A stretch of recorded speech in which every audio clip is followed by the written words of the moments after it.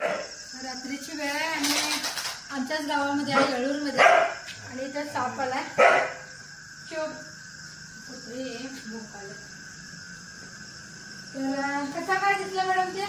मी आत येताना कुत्री भोकत होती आणि आत फ्रेश व्हायला गेले. फ्रेश होऊन येताना तिथं आवाज काहीतरी मला वेगळी का भोकाले म्हणून बघते तर बाहेर इकडं भीती वाटली. भीती एकदमच भीती येऊनच गेले. तुम्ही कॉल केलेला बघितलं मी फर्स्ट टाइम. इथं साप बसलाय बघू शकता. एवढं क्लीन स्पेस आहे पण हे याच्या आजूबाजूला शेती आहे म्हणजे खेड्यात मध्ये हे एवढं यांनी बंगला बांधले पण आजूबाजूचा परिसर कसा असल्यामुळे साप येतात. आणि त्यांनी म्हटलं की आवाज एवढा काढत होता जोर जोरात कुकरच्या शिट्टीप्रमाणे आवाज येणार साप. त्याचा आवाज ऐकूनच थरका फुडतो आणि इथं तो बसलाय तुम्ही बघू शकता. ते पण आपल्याला घाबरतात.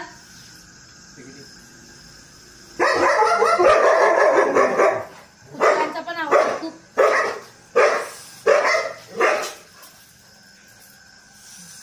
तर कुत्री बघू शकता तुम्ही. आपण पाळतो कुत्री वगैरे पण त्यांचा असा हा अशा तऱ्हेनं उपयोग सुद्धा होतो की जे प्राणी आपण पाळतो त्यांना लगेच सिग्नल मिळतं की इथं काहीतरी आहे बाबा आणि त्यामुळे आपण सुद्धा सतर्क होतो.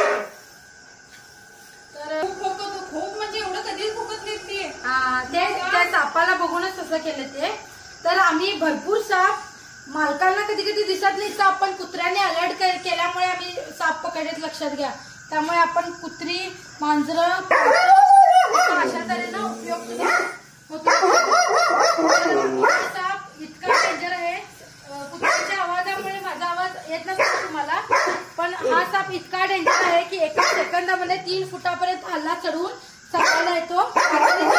बाहेर पडतो आणि बघू शकता तुम्ही. घोणस अतिशय सुंदर साप असतो डेंजर सुद्धा असतो लक्षात घ्या.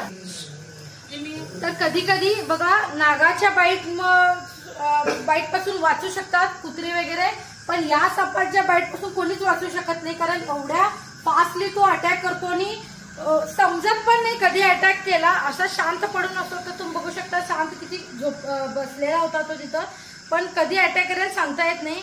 कधी कधी कुत्र्यांवरती याचा असर कमी होतो. एका ठिकाणी आम्ही गेलो होतो कुत्र्याला साप चावलेला तरी तो कुत्रा 3 तास झाले तरी तो आरामात चालत फिरत होता म्हणजे कुत्र्याला त्याचा असर काय झाला नव्हता लक्षात घ्या. त्यामुळे प्राण्यांची इम्युनिटी पॉवर जास्त असते आपल्या माणसाला. हे तर जास्तच आता ओरडाला आणि मला पण इरिटेट करायला त्यामुळे सापाला मी डायरेक्टली पॅक करेन.